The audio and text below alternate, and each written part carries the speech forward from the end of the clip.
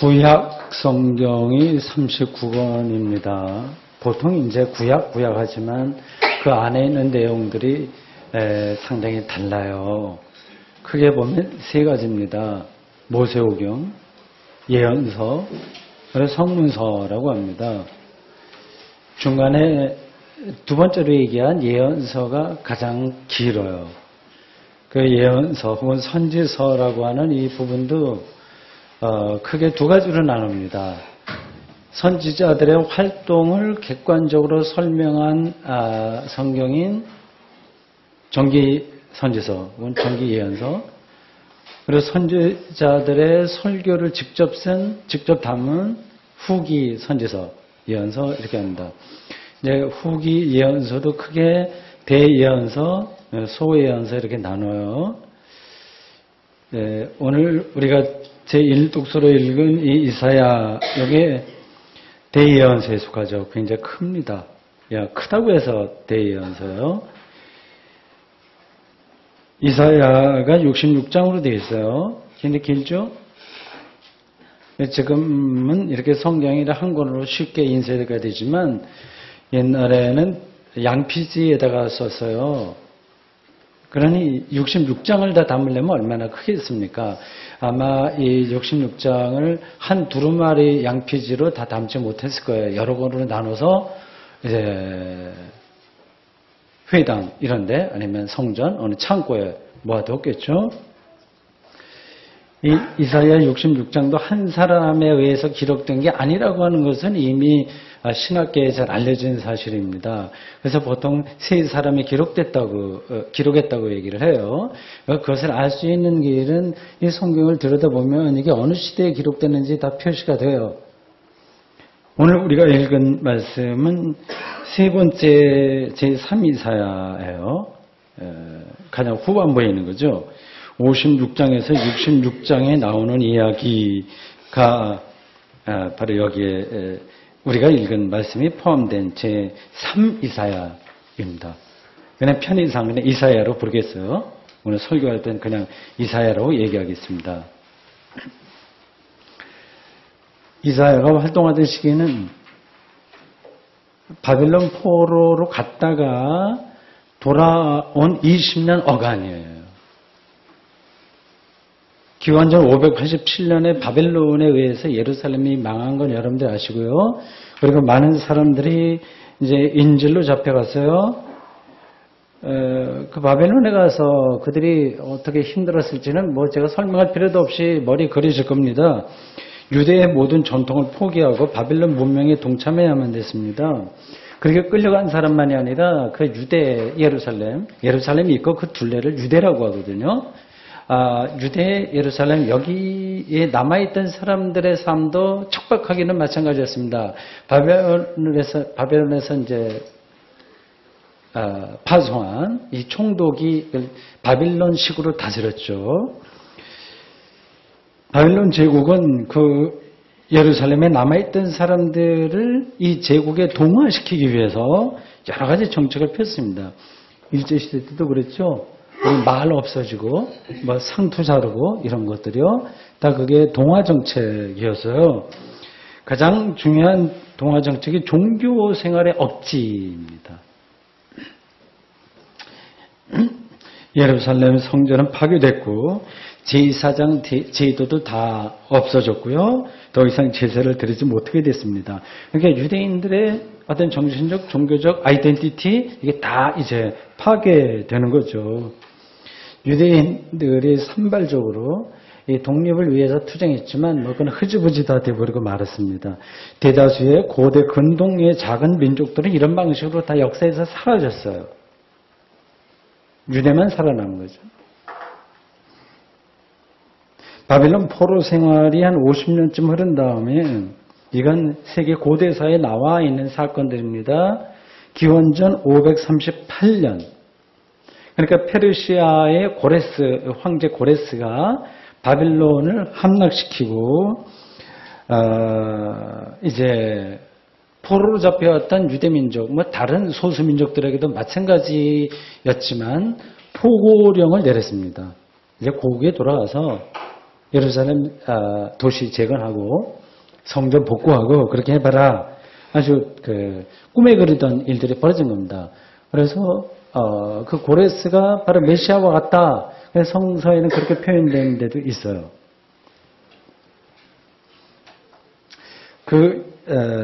예루살렘에 돌아와서 벌였던 여러 가지 재건 활동 이런 것들이 구약 에스라 느헤미야에 자세하게 나옵니다. 이 도시가 완전히 허물어졌다가 그거를 재건한다고 하는 것, 그 성전, 그 어마어마한 그 건축물이 그것을 다시 건축한다고 하는 것이 간단한 일이 아닙니다. 재정도 부족하고요. 그리고 예루살렘 주민들의 의견도 분분해서 20년 동안 진척이 없었어요. 지지부진했어요. 굉장히 부푼 꿈을 안고 왔는데 막상 현실에 부닥치니까 일이 진행이 안 되니 그들의 마음이 어떻겠습니까? 이때 이제 하나님의 말씀을 선포한 사람이 제 3이사야입니다. 이사야예요. 그 당시에 어떤 어려움이 있었을지를 조금 살펴봐야 성경을 정확하게 이해할 수 있습니다. 성경은 이 역사적 배경을 두고 기록된 거예요. 모든 게 다 그렇습니다. 66권 전체가 그렇습니다. 바벨론 포로 시대 50년을 거치면서 유대의 모든 전통이 훼손되었어요. 유대의 구심점인 성전은 이미 오래전에 아까 말씀드린 대로 파괴되었고요. 하나님의 말씀을 기록한 양피지들은 다 분실되거나 불에 탔습니다. 뭐 분서갱유 이런 식으로 다 없애버리기도 했겠죠. 더 심각한 문제는 예루살렘 주민들의 생각이 서로 충돌했다고 하는 사실입니다. 당시 예루살렘에는 크게 보면 세 종류의 주민들이 모여 살았어요. 바벨론에 의해서 예루살렘이 함락된 이후에도 여전히 예루살렘에 살던 사람들이 있었어요. 유대인들이죠.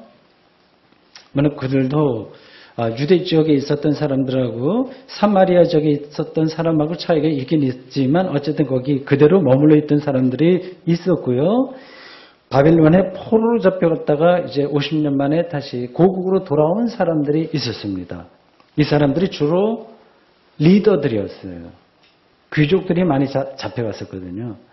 우리 일제시대 때도 사실은 학식 있는 사람들이 일본에 많이 가서 공부하지 않았습니까? 그거 비슷한 거예요. 그리고 세 번째는 바벨론의 동화 정책에 따라서 예루살렘에 들어온 이방인들이 제법 많았습니다. 이 이방인들도 예루살렘 재건과 성전 재건축을 위해서 새로 들어온 토목 기사들도 좀 있었고요. 여러 종류의 사람들이 거기서 같이 살았고요. 이해 타산이 다르기 때문에 생각도 제각각이고 그런 상태로 20년 세월이 지지부진하게 흘러가 버렸습니다.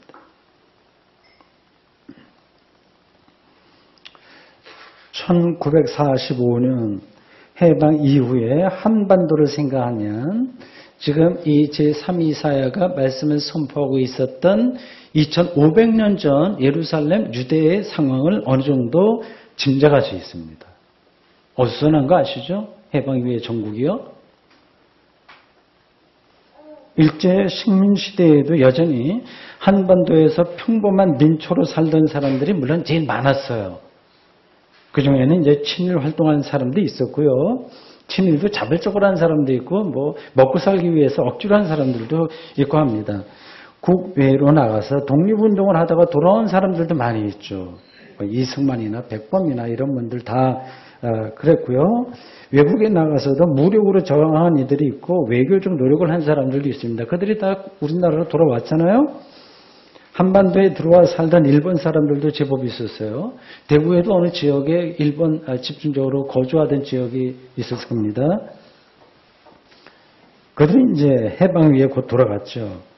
그런데다가 38선 이남은 미군이 주둔하고 이북은 소련군이 들어왔어요. 결국 남북이 분단됐습니다. 정말 딱한 일이에요. 천추의 한이라고 할 수 있습니다. 2차 세계대전에 책임이 없는 나라가, 아니 피해를 본 나라가 승전국들에 의해서 그들은 별로 심각하게 생각하지도 않고 대충 그렇게 했을 겁니다. 그렇게 분단되고 말았습니다. 그런 세월이 70년이 지금 넘었어요. 그런데다가 1950년 초에는 6.25 남북 전쟁까지 일어나서 한반도가 쑥대밭이 됐습니다. 아이러니한 일은 한 나라가 이렇게 쫄딱 망하는 일이 다른 나라에는 발전의 기회가 된다고 하는 거예요. 아마 6.25 때 일본이 가장 큰 덕을 받겠죠. 그리고 미국의 군수업자들도 큰 이익을 보았습니다. 이런 일들은 지금도 반복되고 있어요. 아시죠? 미국 의회 도서관 입법심의 연구기관인 의회조사국의 최근 발표에 의하면 작년에 대한민국은 세계 최대의 무기 수입국이었습니다. 세계 최대.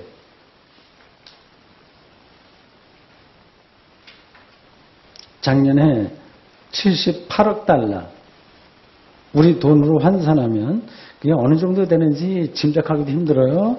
9조 1299억 원의 무기를 수입했는데 그중에 70억 달러가 그러니까 대부분이죠. 그게 미국 제품이었습니다. 이런 상황에서 미국, 러시아, 중국, 일본 이런 나라들이 한국의 통일을 원할까요?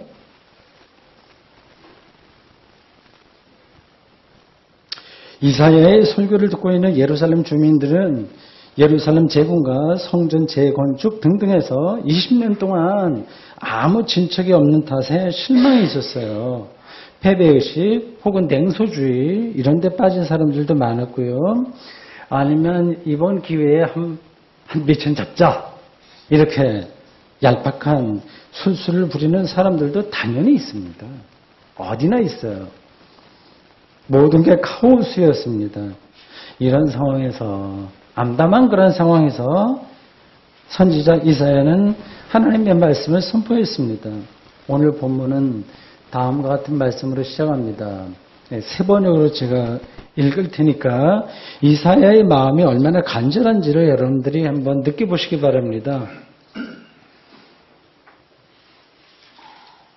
시온의 의가 빛처럼 드러나고 예루살렘의 구원이 횃불처럼 나타날 때까지 시온을 격려해야 하므로 내가 잠잠하지 않겠고 예루살렘이 구원받기까지 내가 쉬지 않겠다. 개역 개정으로는 분명하게 표현되지 않았지만 지금 읽은 세번역 성경과 히브리어 성경, 루터의 독일어 성경에는 특징적인 표현이 여기 나와요. 뭐뭐 할 때까지라고 되어 있어요. 이사야가 희망하고 있는 내용이 그 표현에 담겨 있습니다. 그 내용은 두 가지예요. 하나는 시온의 의가 빛처럼 드러날 때까지, 시온의 의가 빛처럼 드러날 때까지 상상이 되시나요? 다른 하나는 예루살렘의 구원이 횃불처럼 타오를 때까지, 이게 두 가지 때까지 이렇게 이제 강조되고 있습니다. 예루살렘은 유대인 모두의 정신적인 고향이고요. 시온은 예루살렘을 가리키는 또 하나의 다른 단어입니다. 그러니까 같은 걸 얘기해요. 시온 또는 예루살렘의 의가 빛처럼 드러난다는 것은 이 유대가 세계에서 인정받는다고 하는 뜻이에요. 옳다고 인정받는다. 그런데 그 이전에는 옳다고 인정받지 못했다는 얘기죠. 지금도 그렇다고 하는 겁니다. 인정받을 때까지 라고 하는 뜻이고요.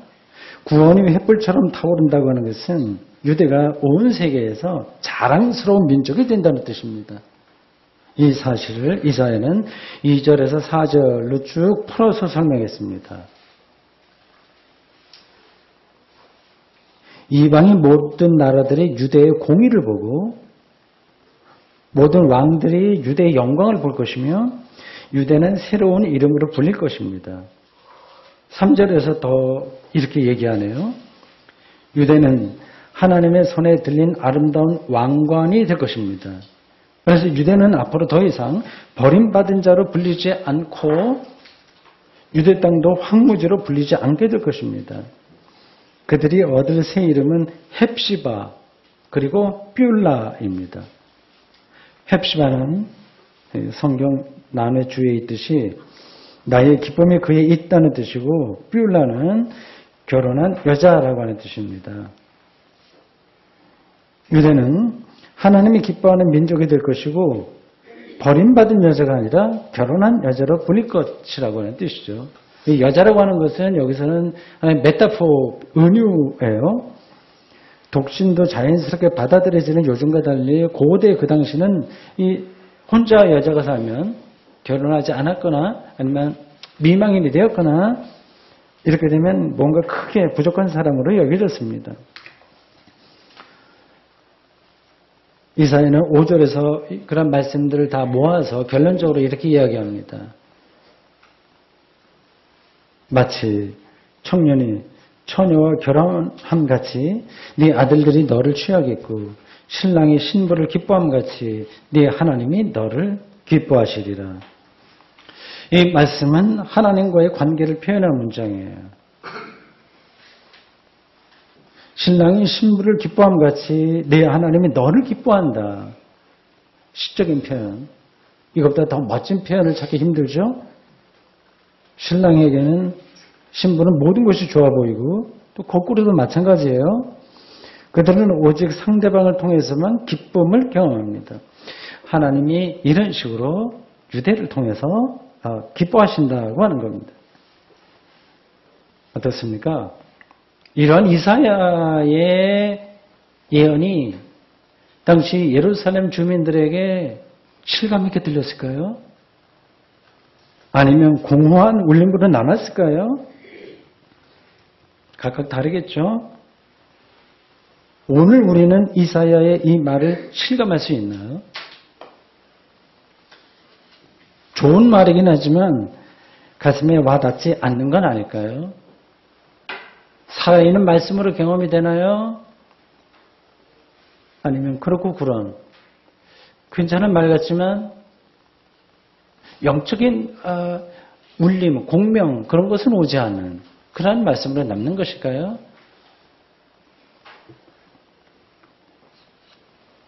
우선 하나님이 기뻐하신다는 말이 무슨 뜻인지를 알아야 됩니다.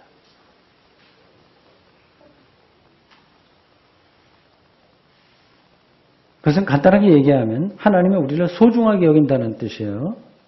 하나님이 기뻐할 정도로 우리가 하나님의 소중한 대상이 된다고 하는 겁니다. 보통 사람들은 저 사람이 나한테 소중한 사람이야. 저 사람 때문에 기뻐할 때는 자기 마음에 들어야 돼요. 그렇죠? 어떤 조건이 있습니다. 여기 젊은 청년들이 결혼 대상자를 찾는다고 해봅시다. 젊은 청년들 보세요. 어떤 조건을 내세워요. 늘요. 그 문제에 대해서 집에서 저도 심각하게 얘기하는 경우가 좀 있습니다. 여기 앉아 있어요. 우리 딸하고. 외모 본다고 그래요. 외모. 인간성 좋아야 되고 연봉, 학력, 가문 두루두루 이런 것들을 보면서 상대방을 찾지 않습니까? 이런 조건이 좋으면 결혼 대상으로 선택할 가능성이 높아집니다. 우리 인간관계가 다 그런 거예요. 하나님에게는 이런 기준이 별로 의미가 없습니다. 그렇다면 하나님이 기뻐하시는 기준은 뭘까요?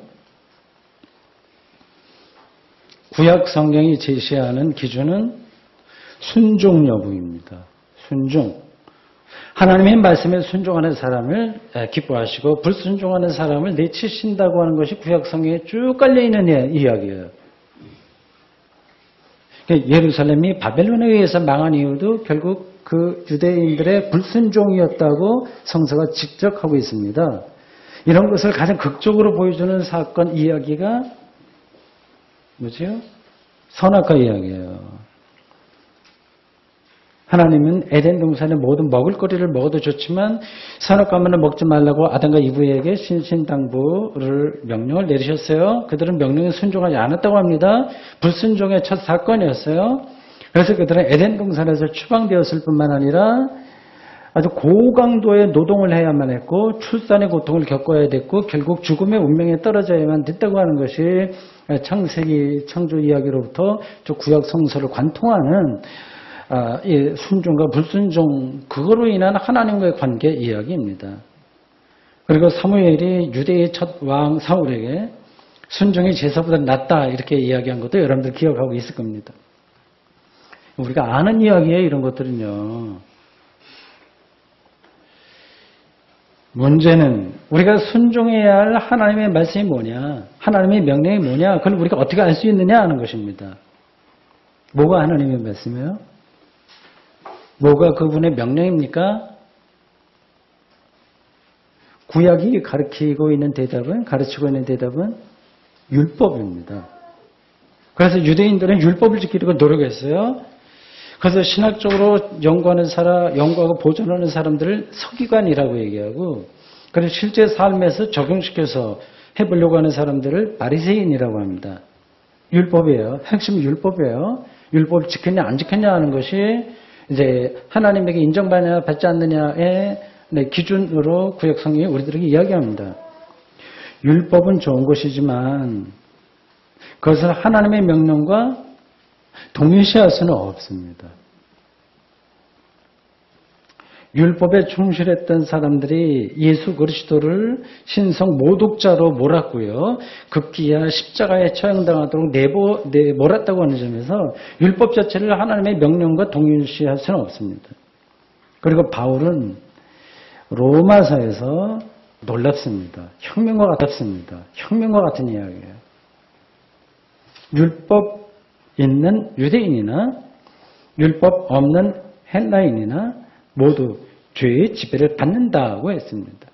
로마서 3장 9절입니다. 지금 전체 흐름에서 아직 우리는 대답을 찾지 못했어요. 하나님이 기뻐하시는 그 기준, 순종이냐 아니냐, 그리고 그 말씀의 율법이냐 아니냐, 그런 것의 정답을 아직 찾지 못했습니다.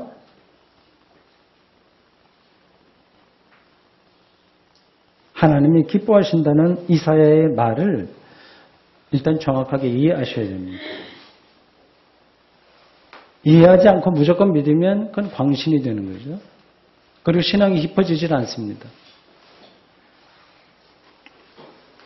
하나님은 유대인들이 율법에 순종했기 때문이 아니라 그들이 하나님 마음에 들 정도로 예쁜 짓을 했기 때문이 아니라 일방적으로 그들을 선택하고 자기 백성을 삼으셨고 그래서 그들을 기뻐하신다는 것입니다. 일방적으로. 하나님의 기쁨은 하나님 자신에게 근거한 것이지 사람에게 근거한 것이 아닙니다. 우리가 그 어떤 노력을 해도 그런 기쁨의 이유가 될 수는 없습니다.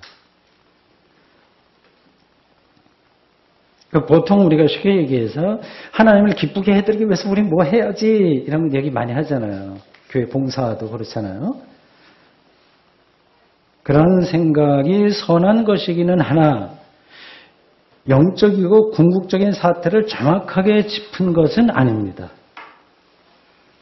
하나님의 기쁨과 사랑은 일방적인 겁니다.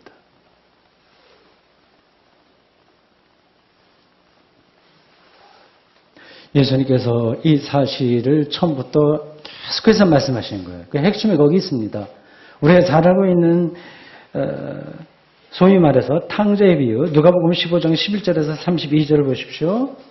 아버지는 이제 유산을 받아서 떠나서 멋지게 활락적으로 다 탕진하고 살다가 이러면 굶어 죽겠다 생각해서 돌아온 그 둘째 아들을 위해서 잔치를 베풀고 기뻐했어요. 그 내용을 집에 가서 다시 한번 꼼꼼하게 꼼꼼히 읽어보십시오. 비록 거기에 아들이 자신의 잘못을 인정하는 대목이 나오긴 해요. 그러나 그 말씀 전체에서 그 사람이 변해서 새 사람이 됐냐 아니냐는 중요하지 않습니다. 아버지에게는 그게 중요한 게 아닌 거예요. 그래서 이 아버지는 아들에게 너 너 잘못했잖아. 네가 그렇게 멋대로 가져가서 하니까 그런 사고 난 거 아니냐. 그렇게 훈계하지 않았어요. 앞으로 너 또 그럴래 안 그럴래? 이렇게 다짐을 받지도 않았습니다. 그냥 잔치를 베푸는 거예요. 무조건적인 거였습니다. 반면에 아버지 집에 머물러서 모범적으로 살던 첫째 아들, 아버지의 행태가 마음에 들지 않았다고 하죠. 그 첫째 아들을 아버지는 또 설득합니다. 얘야, 내 동생이 죽었다가 살아온 거니 내 잔치를 베푸는 게 마땅하지 않냐, 마땅한 게 아니냐 하고 말이죠. 우리는 다 첫째 아들처럼 어떤 자기 나름의 기준으로 자기가 전에 들었던 건지 아니면 자기 안에서 나왔던 건지 이 사회가 요구하는 것인지 아니면 어떤 것에 세뇌당한 것이었든지 그런 기준으로 세상과 사람을 판단하고 재단하는 방식으로 그것만이 아니라 자기 자신을 그렇게 몰아가면서 살아갑니다.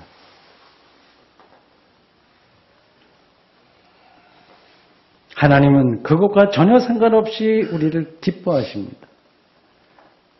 이 사실을 이사는 분명하게 보았고요. 그래서 그 선지자들이 그 본 것, 그 깨우침, 그리고 받은 말씀을 그래서 오래클, 신탁이라고 합니다. 그 사실을 예루살렘 주민들에게 20년 동안 이 일들이 지지부진하게 진행되지 않은 상태에서 그들을 향해서 선포한 거죠. 우리들에게도 필요한 말씀입니다.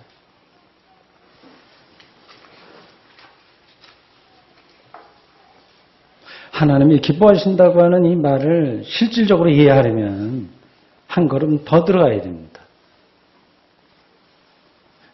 하나님이 이제 탕자 돌아왔을 때 아버지가 무조건 받아준 것처럼 다 우리를 그렇게 일방적으로 사랑하고 기뻐하신다고 하니까 제멋대로 살아도 좋다는 말이구나. 이렇게 생각할 분은 여기에 물론 아무도 안 계십니다. 하나님이 기뻐한다는 말은 하나님이 기뻐할 정도로 우리가 존귀한 존재라고 하는 사실을 가리킵니다. 그걸 보셔야 돼요. 얼마나 존귀한지. 여기는 어떤 조건이 없어요. 그래서 사람들에게 무시당하는 처지에 놓인 사람도 하나님이 기뻐할 만한 존귀한 존재입니다. 연봉이 형편없어도 하나님이 기뻐할 만한 존귀한 존재입니다. 세상에서 존경받는 전문직으로 살지 않고 전업주부로 그냥 살아도 하나님이 기뻐할 만한 존귀한 존재입니다. 우주에서 그 사람 하나인 거예요. 동화처럼 설명하면 우리는 다 어떤 조건에 있든지 사회적인 지위가 어떻든지 다 거지 옷을 입은 왕자와 같습니다. 겉으로는 거지라서 사람들에게 무시당할지 몰라도 실제로는 왕자이기 때문에 자존감을 잃지 않습니다. 교만한 게 아니라 자존감인 거예요. 이런 점에서 기독교인들은 거룩한 자존감에 휩싸여 사는 사람들입니다. 실감이 나시나요?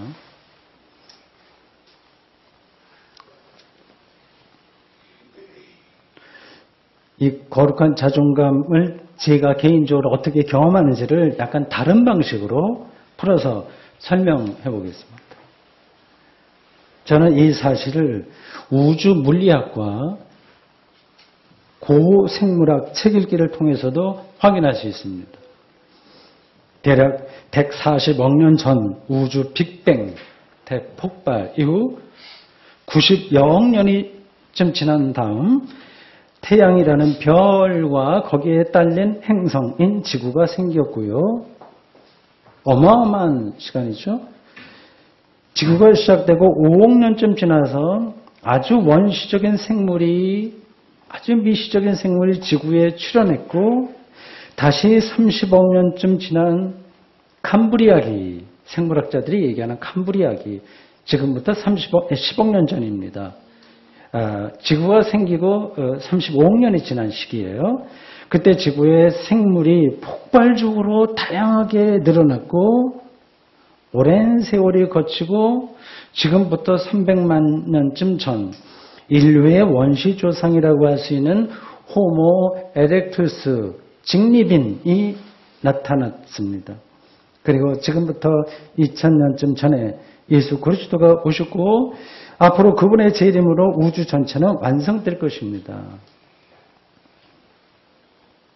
이 거대한 하나님의 창조와 구원의 드라마, 이 전체 역사는 바로 하나님의 자기 계시, 곧 하나님입니다.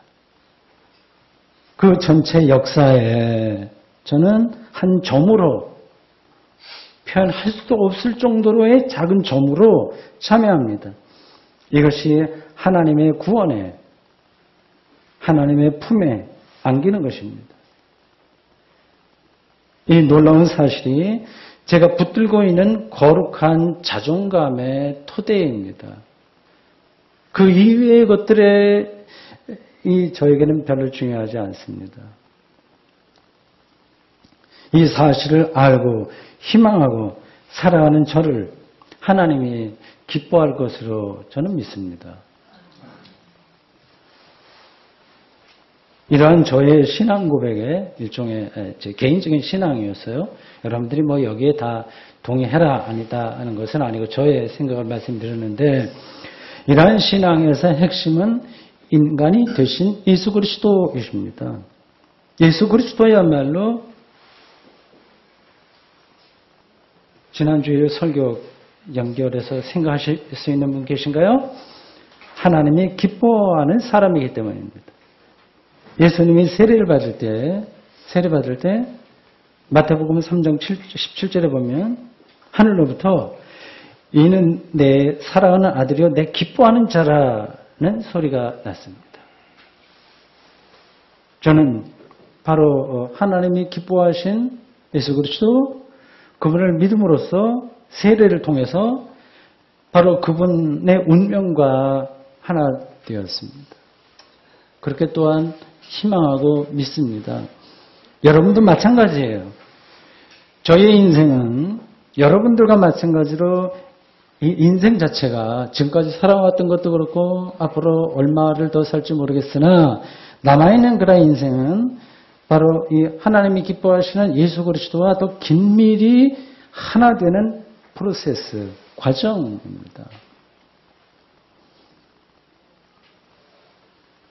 그렇습니다. 여러분, 예수 그리스도를 기뻐하시는 하나님이 그러한 길을, 그의 운명과 같은 길을 가려고 하는 우리도 똑같이 기뻐하실 겁니다. 아멘.